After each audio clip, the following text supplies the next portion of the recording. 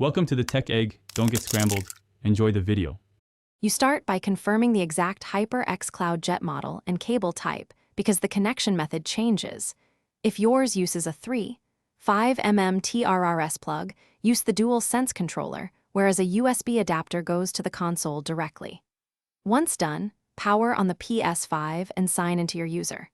Make sure the controller has battery and is connected via USB or Bluetooth so settings can be changed. You want physical access to the headphone jack and quick menu.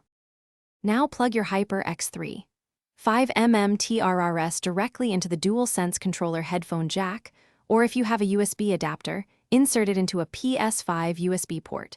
That physically routes audio. Next, open Settings, go to Sound then Audio Output, and select the correct device, controller headset, or the USB adapter name. Once selected, set output to headphones to all audio so chat and game sound pass through, and use the volume controls to balance levels for comfort and clarity. Finish by testing both sound and microphone. Join a party or use the microphone level test in settings.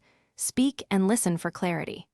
If you get no sound, first check mute switches and that the plug is fully seated, then try a different USB port or another controller to isolate the issue. If the Ps5 does not recognize the headset, reset the controller, reboot the console, and ensure system firmware is up to date. These steps resolve most recognition and routing problems. Thanks for watching. Consider subscribing if I helped unscramble your problems.